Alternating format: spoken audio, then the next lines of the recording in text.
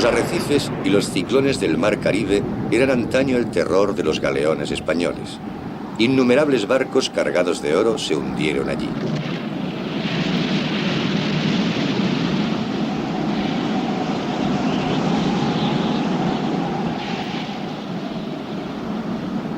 De todas las riquezas que fueron saqueadas en el Nuevo Mundo, grandes fortunas en lingotes de oro o de plata y en piedras preciosas siguen en el fondo del mar. El Nuestra Señora de la Concepción se hundió el 2 de noviembre de 1641, llevándose al fondo un rescate de rey, un enorme tesoro en oro y plata. 327 años después, en el temible Banco de Plata, a unos 140 kilómetros al norte de la antigua Hispaniola, hoy Santo Domingo, los hombres del Calipso emprenden una de las aventuras más difíciles de su odisea submarina. Van en busca de Nuestra Señora de la Concepción y de su tesoro hundido, valorado en cerca de 200 millones de pesetas.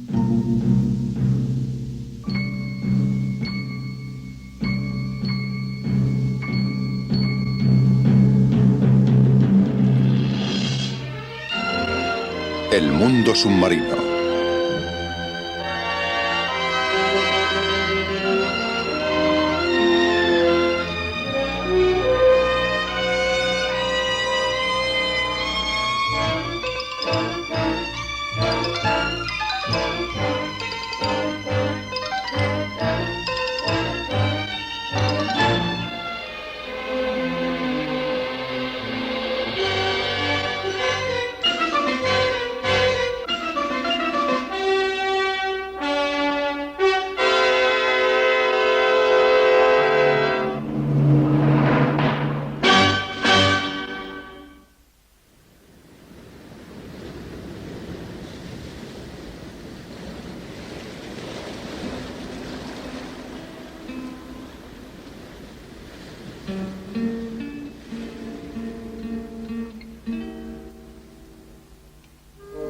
Cuando los hombres van a la busca de un tesoro, siempre encuentran algo. A veces el tesoro, a veces nada. Pero ocurra lo que ocurra, descubrirán verdades sobre sí mismos que ni siquiera sospechaban. Tesoros sumergidos. Más de 6.000 millones de pesetas en tesoros hundidos no se han recuperado y parte de ellos en el Caribe, en el Banco de Plata, unos 200 millones de pesetas aguardan a los submarinistas. Bien, estamos llegando. Stop. Vean, llegamos por aquí, así. Este es el arrecife. Nos dirigimos hacia el Banco de Plata. Mi amigo, Remy de Hennen, aventurero y buscador de tesoros, me ha arrastrado hasta aquí. Cree haber descubierto los restos del Nuestra Señora de la Concepción, el famoso galeón cargado de oro. Le he advertido a Remy que no podremos prolongar nuestra búsqueda en esta región más allá de una semana. Remy de Hennen guía el Calipso a través de arrecifes que no constan en las cartas. El Banco de Plata se llamó anteriormente Abrojos. En estos parajes al menos 30 barcos encontraron un fin prematuro, desgarrados por las puntas apenas sumergidas de los corales.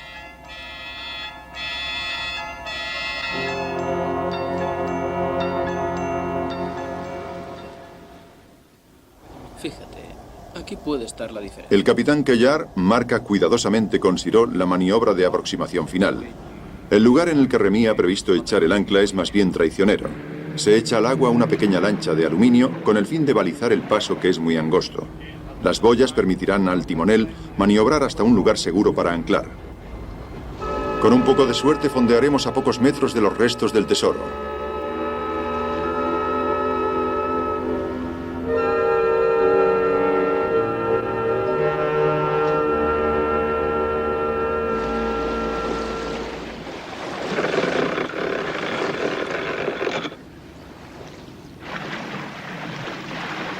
El diario de a bordo del Calipso, con fecha 13 de julio, tiene la siguiente anotación. Empieza la búsqueda del tesoro en el Banco de Plata. Un submarinista, un cámara y el piloto de la lancha forman el equipo de exploración. Son las 11 de la mañana. El sol brilla. El agua es transparente. Se ve el fondo a 15 metros. Cerca de la superficie, a barlovento, el coral puede crecer a una velocidad de más de 1 centímetro por año. Así pues, es posible que durante los 327 años que han pasado desde el naufragio de Nuestra Señora de la Concepción, un grosor de coral haya enterrado para siempre el barco. Pedí pues a Delmotte que primero concentrara su búsqueda en el lado abrigado del arrecife, hacia la laguna. Ahí el coral no crece si no encuentra un soporte, por ejemplo, los restos de un naufragio. Durante cerca de 1 hora, la lancha remolca a Delmotte a través de las profundidades silenciosas del pasado español. A bordo del Calypso, Cousteau, Remy, la tripulación y los submarinistas esperan el primer informe. Pero todos ellos son negativos.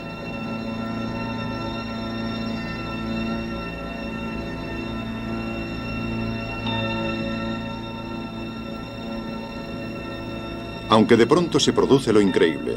Delmotte, después de 55 minutos de búsqueda, encuentra lo que Remy le había anunciado: la prueba de que un barco de vela se había hundido hacía mucho tiempo en este arrecife desconocido del Banco de Plata.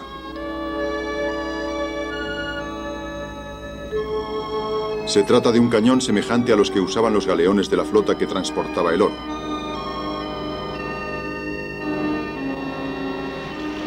El cámara de Loire emerge rápidamente para anunciar el hallazgo.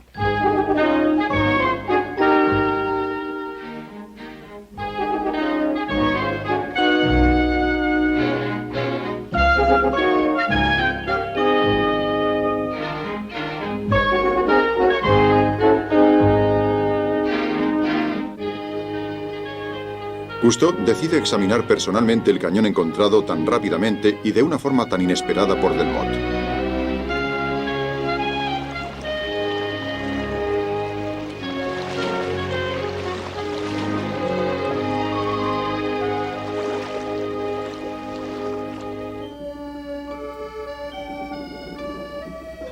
Estudiamos atentamente las mareas y los vientos del Banco de Plata.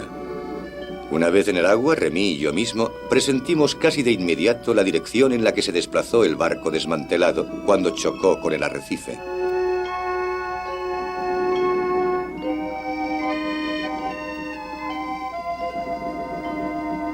Nos separamos para delimitar el perímetro de los restos del naufragio. Al mismo tiempo, el equipo de exploración empieza a marcar y a situar cada hallazgo personal.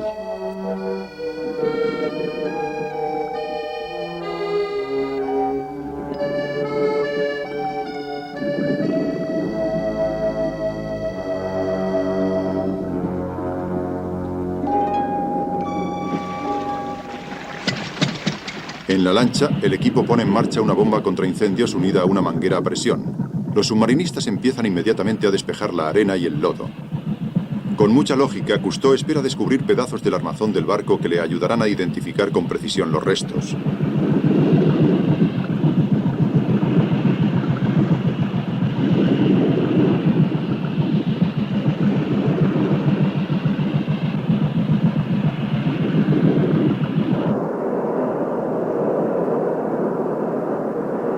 Luego, una pequeña aspiradora de aire comprimido se pone en marcha. Excava zanjas de orientación para delimitar la zona.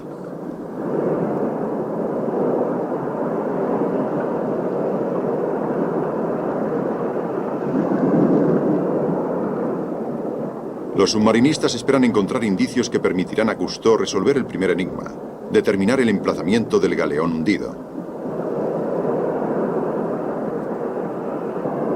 Mientras tanto, la tripulación utiliza los estolones del coral para fijar las amarras y asegurar el Calypso.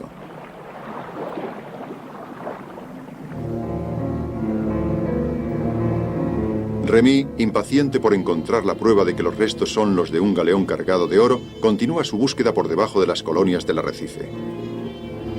Cree que fue ahí donde el barco debió perder su cargamento de oro y plata a través de un agujero abierto en el casco. De pronto, Remy hace un descubrimiento que va a desatar los sueños de gloria y de riqueza en la imaginación de los hombres del Calypso.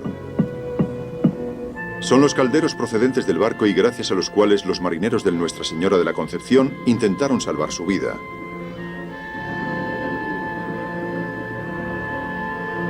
Según relatos bastante vagos, narrados por los supervivientes del galeón, la desesperación les había empujado a una tentativa más bien inocente. Los enormes calderos de la cocina de a bordo fueron tirados sobre el arrecife apenas sumergido. El agua solo les llegaba a las rodillas. El hallazgo de estos calderos despiertan imágenes fantasmales en el espíritu de los hombres del Calipso. Los náufragos, en medio del pánico general, pusieron precipitadamente a buen recaudo la comida y también la madera de los restos del naufragio. Pasaron su primera noche de terror a la luz de las hogueras encendidas en los calderos. Luego, cuando perdieron toda esperanza, se decidieron a subir a una balsa que les llevaría hacia la salvación o hacia el olvido eterno.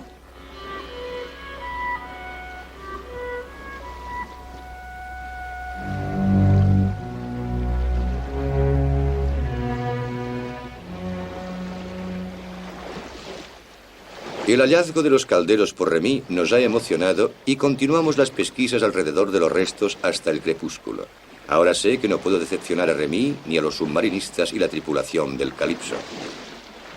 Todos están muy excitados.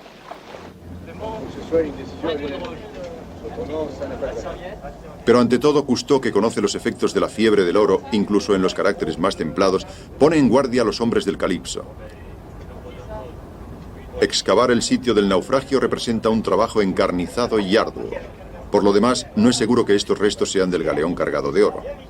Cousteau quiere que los hombres se pongan de acuerdo con antelación sobre la decisión de proseguir la búsqueda del tesoro y sobre la elección de un comité de arbitraje.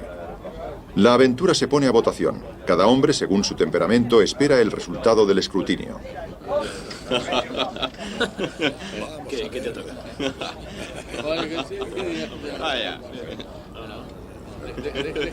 Las decisiones se han adoptado por unanimidad. Por primera vez en el transcurso de este largo crucero del Calipso, la tripulación y los submarinistas han decidido entregarse a la búsqueda del tesoro.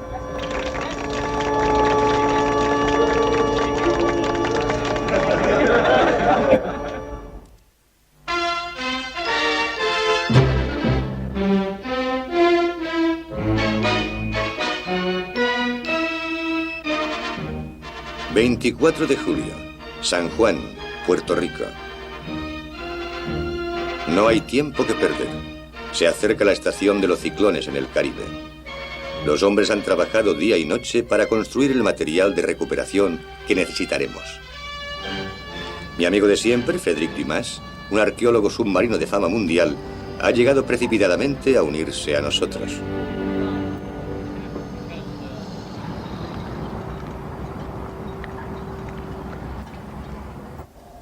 No hemos sido los primeros en llegar a los restos de Nuestra Señora. El Calipso fue precedido hace cerca de 300 años por dos barcos mandados por un aventurero yanqui, William Phips.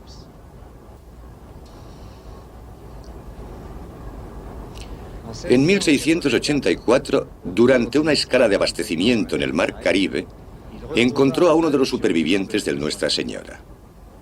El hombre le reveló el lugar del naufragio a cambio de una parte del oro. Provisto de esta información, Phips largó amarras hacia el Banco de Plata. Llevaba a bordo unos indios caribes, magníficos submarinistas. Tenían que sumergirse hasta 15 metros, hurgar en unos restos cubiertos ya por el coral, recuperar los pesados lingotes de oro o de plata y subir de nuevo a la superficie, y todo ello conteniendo la respiración. Los submarinistas modernos, bien entrenados, pueden permanecer hasta 2 minutos y medio o incluso más en el fondo sin respirar, pero es agotador. Y si es necesario repetir esta operación 10 o 20 veces en el día, es desastroso para el corazón. Sin embargo, los submarinistas de Phips recuperaron de este modo cerca de 200 millones de pesetas en oro y plata. Notable hazaña para la época, que, sin embargo, representa apenas la mitad de lo que llevaba el Nuestra Señora de la Concepción. Los hombres del Calipso han reunido en un tiempo récord una serie de extraños aparatos para recuperar ese tesoro de unos 200 millones de pesetas. En primer lugar, disponen del James and Mary, bautizado así en recuerdo del barco de William Phips, que llevaba este nombre. Contendrá los inmensos tamices en los que se filtrará todo lo que una potente aspiradora industrial arrancará del fondo. Una balsa improvisada lleva el tubo que descenderá hasta la base del arrecife. Un compresor de 200 caballos proporcionará la energía necesaria. Una vez puesto en marcha, su ruido ensordecedor invadirá el Calypso. Durante 12 horas al día, la tripulación será importunada por este zumbido. El tubo de la aspiradora suministrará 50 toneladas de agua, lodo y fragmentos de coral por hora. Para despejar los restos del naufragio, será necesario remover una enorme cantidad de escombros.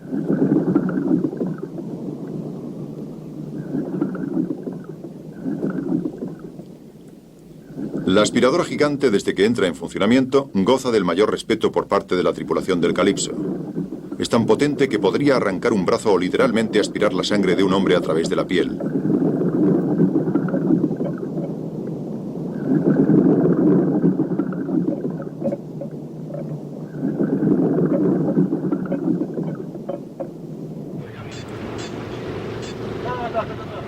Los fragmentos aspirados en la zona del naufragio pasarán por los tamices instalados en el James and Mary. Tamices de 2,5 metros de lado para filtrar la arena y retener todo lo que es interesante. Enseguida todo se haya dispuesto. Cousteau hace una última comprobación. Un submarinista examina cada centímetro de la aspiradora formada por 5 secciones. El eyector debe estar lo más lejos posible del James and Mary. Si se encontrara cerca, el lodo y la arena que saliera de los tamices caerían sobre los submarinistas, enturbiando la visibilidad y rellenando las zanjas de exploración.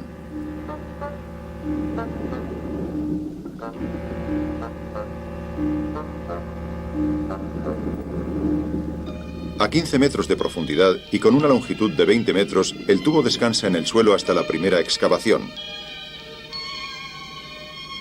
Sin embargo, para la tripulación, la aspiradora tendrá un nombre. Deciden llamarla el monstruo de Loch Ness. Aquí está la señal de inicio. La búsqueda del tesoro empieza con los medios de nuestro siglo.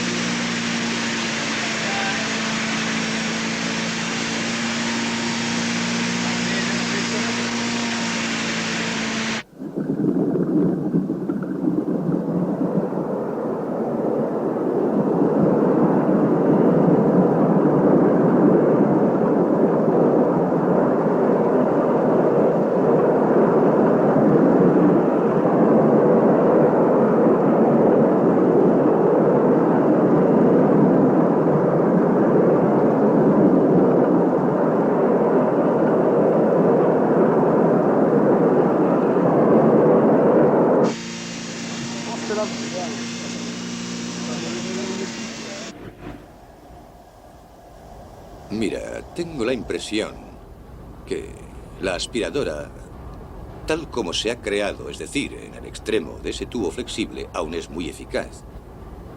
Tengo la impresión que Bernard la maneja sin dificultad porque es liviana, pero el terreno... Jamás habíamos aspirado en un terreno de coral. Es una mezcla de barro blanco y de rocas. Sí. ¿Qué es lo que opinas, Remy? No es un terreno homogéneo. Hay demasiados guijarros y corales que eliminar a mano. Son necesarios al menos 2 hombres. Así pues, hay que organizar equipos de 2 en 2. Por parejas, sí.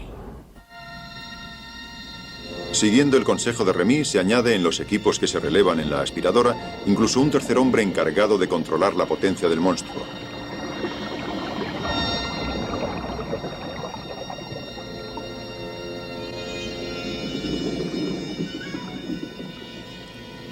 Los submarinistas que se relevan cambian las aletas por zapatillas de caucho mejor adaptadas al trabajo de excavación. Un lastre de 10 kilos da a los submarinistas la estabilidad necesaria. Antes de regresar al Calypso, los hombres les entregan a los que les reemplazan el casco provisto de una lámpara. Cada equipo trabaja 1 hora y media. 4 equipos se relevan. El trabajo continúa sin interrupción 12 horas diarias.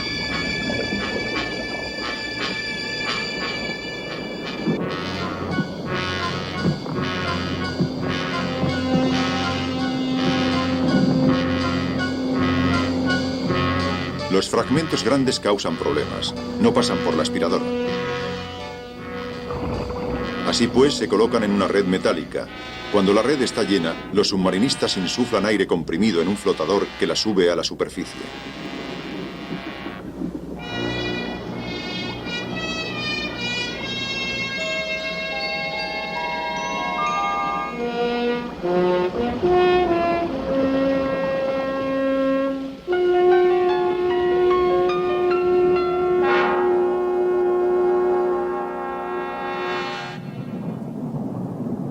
Mientras los equipos de la aspiradora trabajan alrededor de los restos del naufragio, otros submarinistas han logrado subir a bordo del Calypso misteriosos bloques de coral que pesan varias toneladas y entorpecían la obra. Deluar les ha llamado cañones de coral.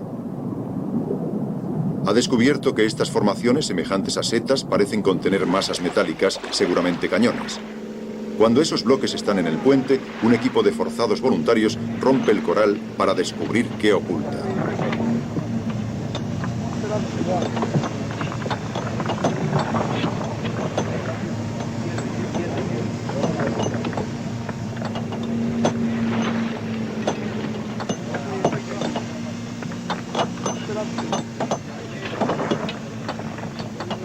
Pero estas toneladas de coral no encierran absolutamente nada.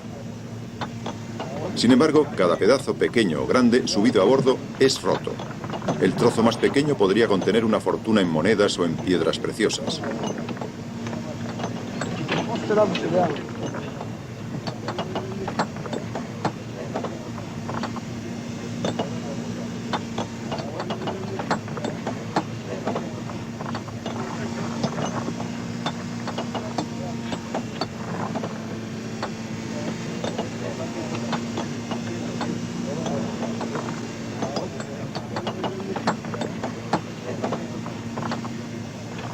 Este enorme esfuerzo obtiene como único resultado recuperar una colección de balas de cañón y de pedazos de aparejo.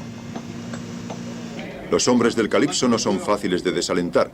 Voluntariamente aceptan vivir con raciones reducidas y renuncian a las duchas para economizar agua. Todo para que el Calypso pueda permanecer allí el mayor tiempo posible. La fiebre del oro les domina.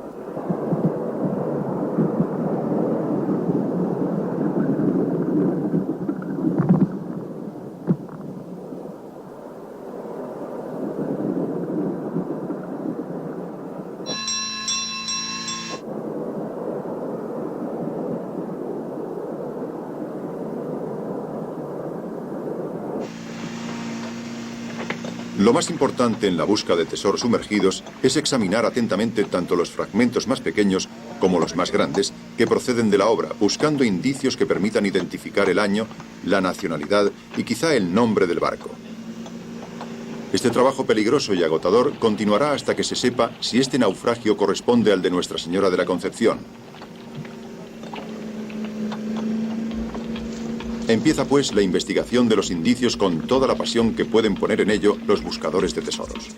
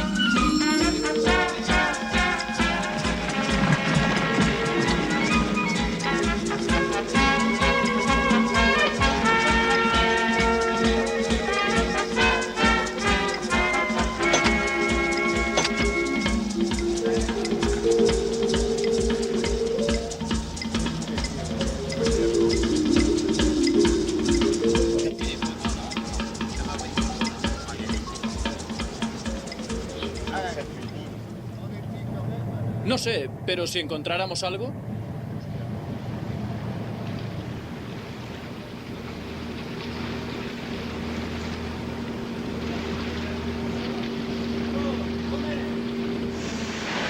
Mover una montaña para un buscador de oro es trabajo de un día.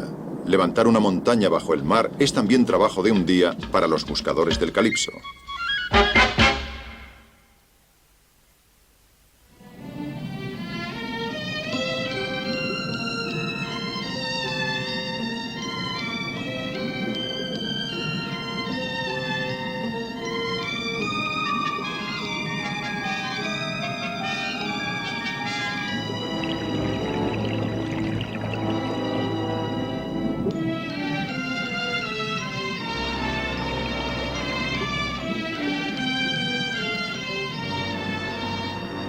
Al cabo de 17 días de trabajo en el naufragio, seguimos sin establecer con certeza la identidad del barco sumergido.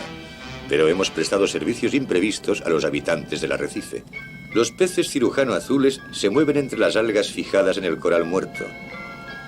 Hambrientos hurgan entre los fragmentos para encontrar gusanos. Los salmonetes, en busca de minúsculos bocados, parecen rivalizar con la aspiradora del Calipso.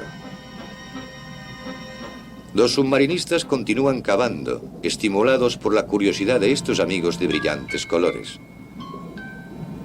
Verdaderos oportunistas, los lábridos y otros peces merodeadores van y vienen, dispuestos a precipitarse sobre los mejores bocados que a veces desalojamos de su escondite.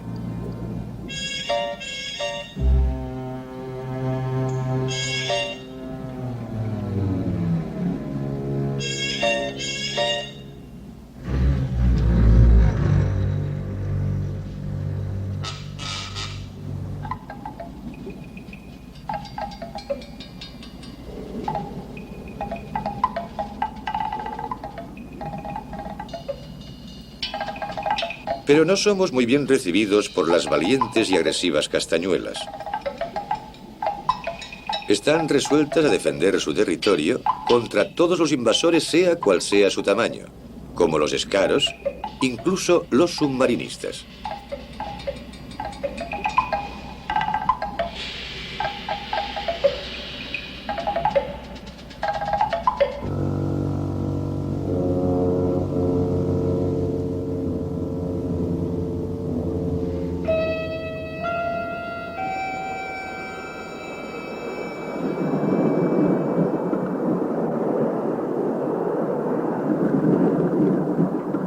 El 3 de agosto han aparecido los más importantes hallazgos de alfarería. Cuidadosamente recuperados por la aspiradora, se hallan milagrosamente intactos.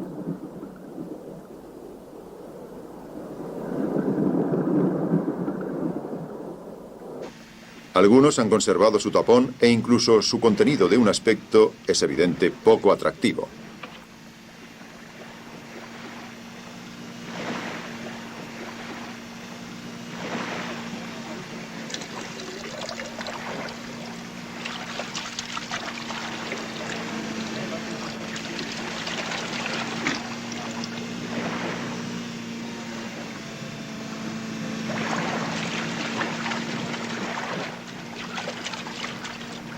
Los pueblos de América del Sur ponían antaño en estas vasijas conservas de pescado. Aquí se ven 3 vértebras.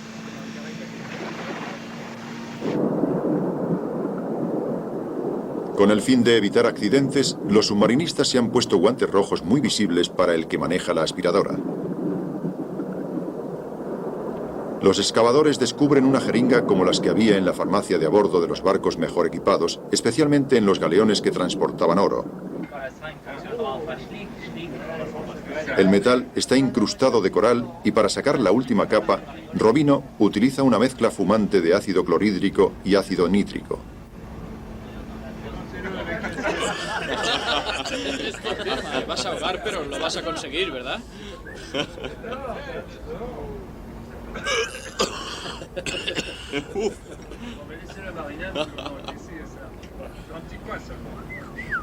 Pero he aquí finalmente algo mejor. A menudo en los galeones cargados de riquezas, la cubertería era de plata. Todos esperamos que el ácido haga aparecer un metal brillante.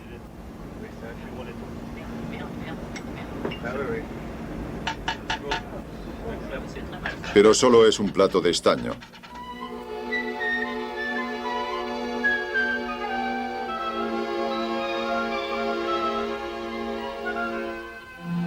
Los submarinistas descubren otros platos de estaño.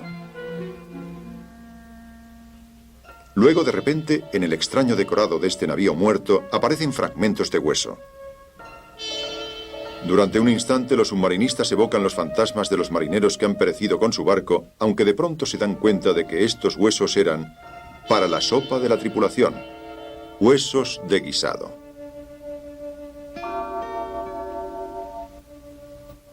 Gran cantidad de huesos de buey y de cerdo se han encontrado aquí, cerca del ángulo número 2. Deben estar en la parte delantera del barco. ¿Qué crees tú, Remy? Seguramente sí. Ahí se encontraban las provisiones, la cocina, al menos la de la tripulación. Únicamente el puente ha podido desencajarse en el momento del naufragio y quizá hay que buscar, haciendo un corte oblicuo, los trozos principales de la quilla que darían, mejor que esto, la posición del barco.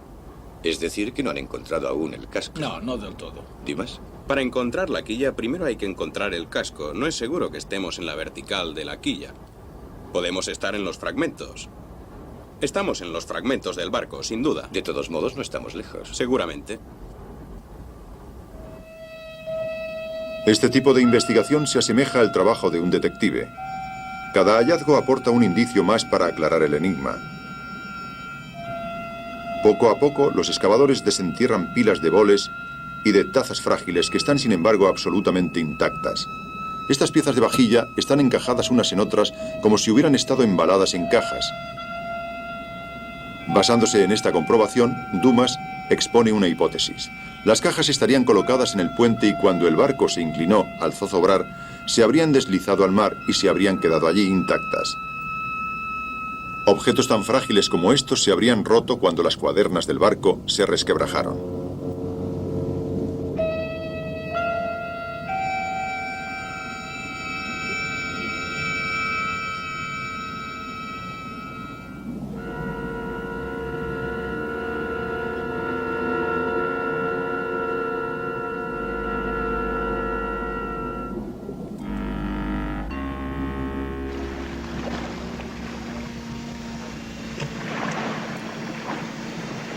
Nos sube la moral al ver estas copas y boles que los submarinistas suben a bordo del Calypso.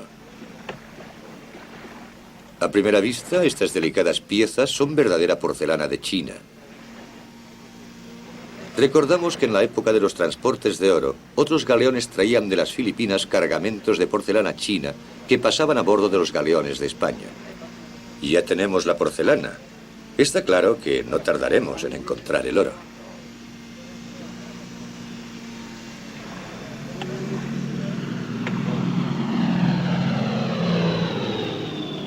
Aviones meteorológicos americanos recorren el Caribe. Sus informaciones se emplean útilmente a bordo del Calypso. El capitán Cuellar ha establecido un mapa detallado del tiempo y el 15 de agosto estalla la tormenta que estaba prevista. El capitán, sin embargo, toma la audaz decisión de permanecer fondeado. Está convencido de que la tormenta pasará más allá de la posición del Calypso. Los hombres celebran el primer día de descanso después de 2 semanas y aprovechan la lluvia providencial para tomar una buena ducha y eliminar la sal que se les ha incrustado en la piel. Durante los días que precedieron a la tormenta, los excavadores no encontraron ningún objeto nuevo. Cousteau y Dumas examinan las zanjas hechas por los submarinistas alrededor de los restos. El lugar está vacío, solo quedan pedazos del casco del barco desenterrado durante las excavaciones. Cousteau se da cuenta ahora que los restos no son los de un barco entero, sino únicamente el tercio delantero en el que se encontraba la cocina.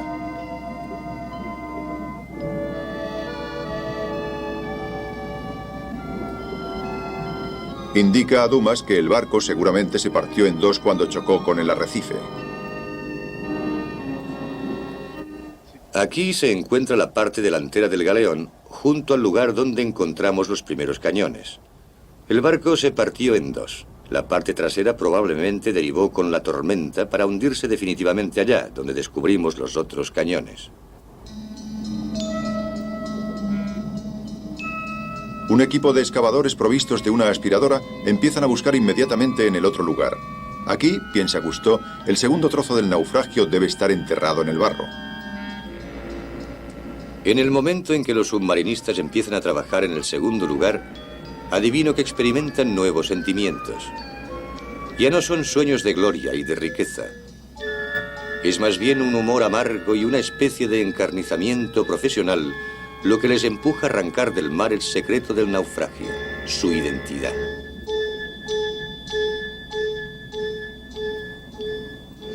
Los galeones españoles poseían a menudo armamento francés, holandés o italiano.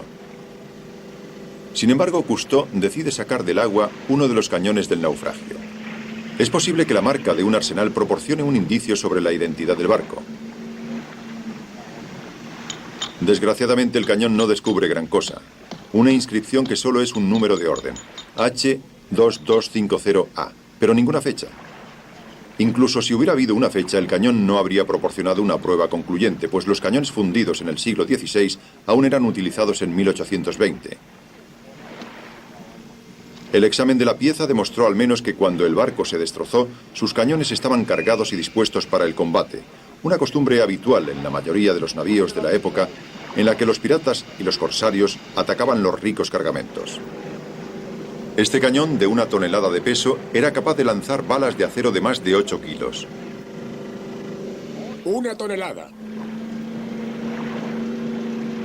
El balance de nuestra investigación es aterrorizador. Durante 18 días de trabajo encarnizado, con el ruido constante de los compresores, se ha necesitado hora tras hora romper con martillo y luego tamizar 300 toneladas de fragmentos de coral. Como recompensa de tanto esfuerzo, unas vasijas de dudoso valor, un cañón y algunas balas que se amontonan en el puente. Desde el punto de vista financiero, gastos insensatos. En cuanto al esfuerzo de los hombres, un incalculable despliegue de energía.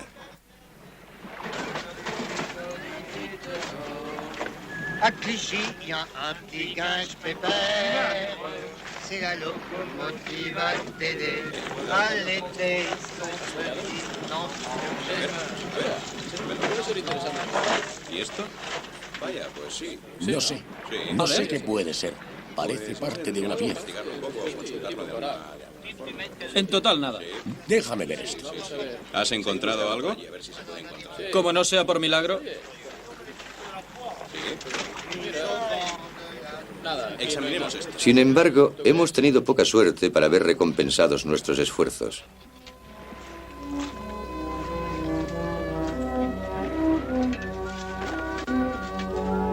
Es en este momento que encontramos nuestra primera moneda de oro. Francamente me pregunto si no se trata de un presagio. Una medalla de San Francisco de Asís, el patrón de los pobres.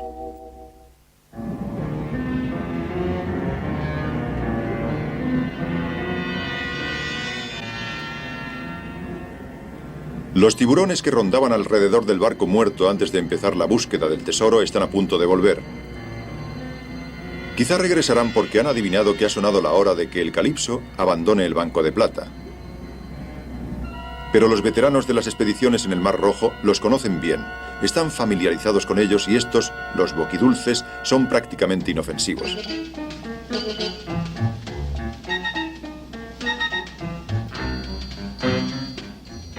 A pesar de los presagios, o quizá a causa de ellos, los submarinistas están cada vez más impacientes por conocer la identidad exacta del naufragio. Han transportado el monstruo de Loch Ness a un nuevo lugar en el que vuelven a empezar las excavaciones. Su encarnizamiento no tardará en ser recompensado. De pronto los submarinistas descubren un paquete de sellos de plomo. Con precaución, el submarinista coloca en su guante estas piezas frágiles. Los marinos siempre pusieron un sello en los paquetes de oro. Y aquí lo que puede sacar de dudas sobre la naturaleza de la carga e incluso proporcionar un indicio sobre el propietario del cargamento. Una decepción más. Compruebo que seguimos sin estar en la pista de la identidad del barco. La flor de lis fue utilizada tanto por los franceses como por los españoles. En cuanto a la inscripción latina, traduce un pensamiento de todos los conquistadores del Nuevo Mundo. Florivo quo ferar. Donde me encuentre, prosperaré.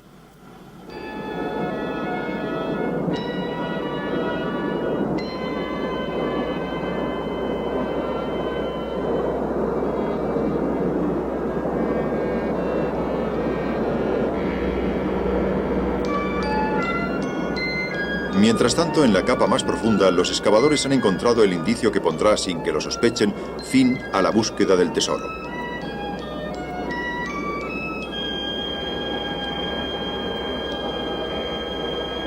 En principio, los submarinistas toman este objeto por un badajo de campana.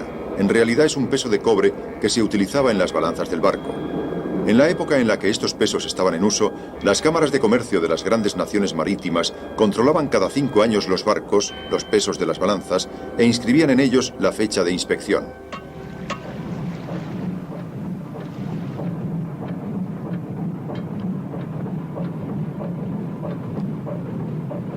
Esto es una pistola.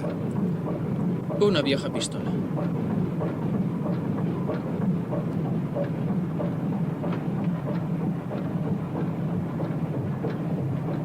O un ¿Y fusil. esto? Muy bien podría tener una culata. Tiene puntas. Oye, ¿qué es esto, Didi? Cucharas con excrescencias. O un molde. ¿Fabricaban cucharas en un barco? Es bastante curioso, pero en fin. Esto es una guarnición de espada. O de daga.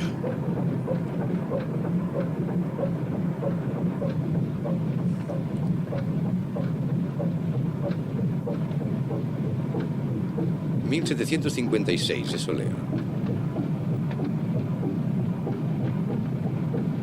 Tiene más de un siglo. La pieza. Sí.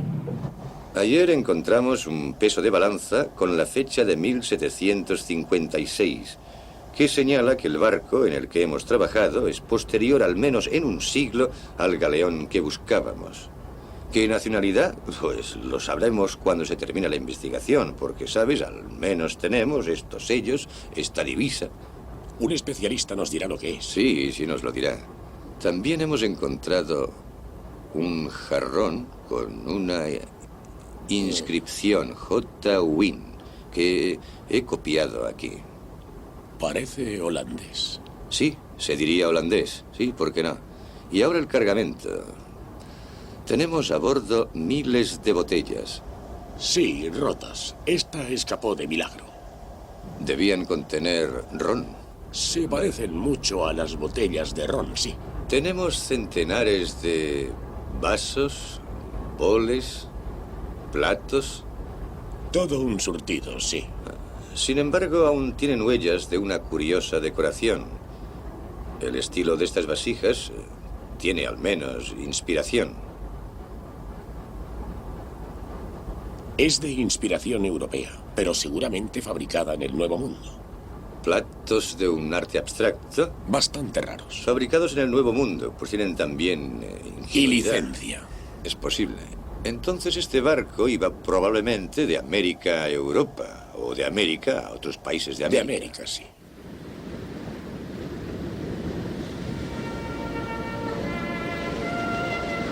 ...25 de agosto... ...5:45 de la mañana... ...el barco aún está adormecido... ...me siento extrañamente solo... ...mi equipo me parece más liviano que de costumbre...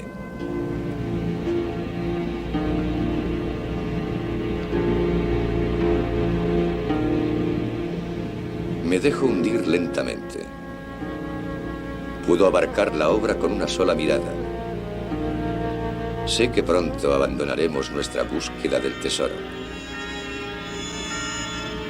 En 15 minutos, Raymond y Jean-Pierre reanudarán su trabajo en el fondo, pero por ahora estoy solo en mi elemento, el mar.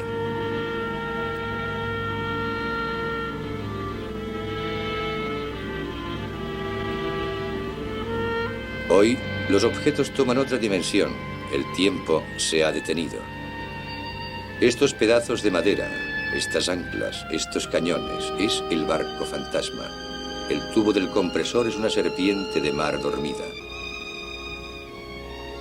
El agua me libra de la pesantez. Las realidades son sueños. Aquí el éxito y el fracaso terminan por parecerse. Todo tiene poca importancia. Y hoy siento hasta qué punto mi actitud respecto del mundo, de los hombres, de la sociedad, como toda mi moral, ha sido influenciada y luego dictada por 32 años de inmersiones.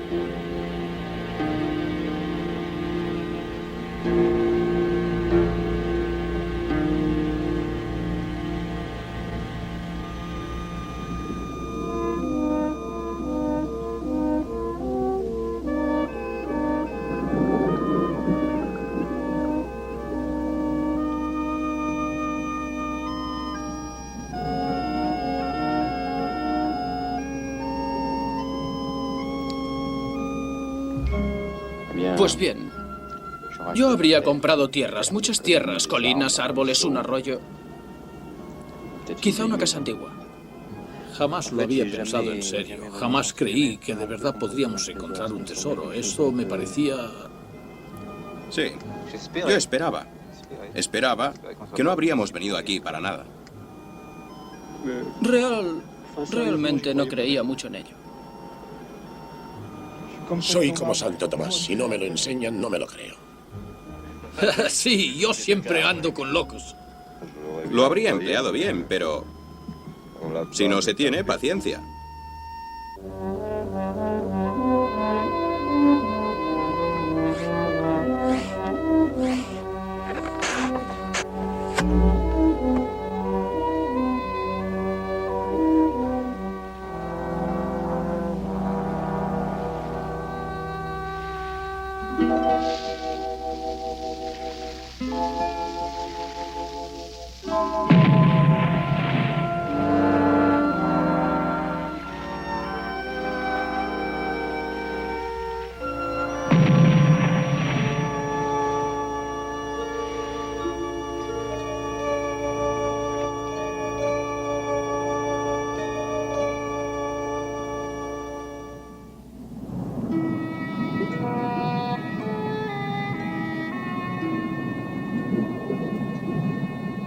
Las rutas del mar y la de los buscadores de tesoros son tan inmutables como el recorrido del sol. En algunos años, el coral y las arenas movidas por la marea habrán borrado toda huella de nuestro paso. Más adelante, otro Remy de Hennen, otro Frédéric Dumas, otro Calipso vendrán aquí, quizás, empujados por la imaginación, presa de los sueños de oro y de plata de Nuestra Señora de la Concepción. No habrá tesoro, pero si encuentran los restos del James and Mary, quizá se reirán de sí mismos, como nosotros nos reímos de nosotros.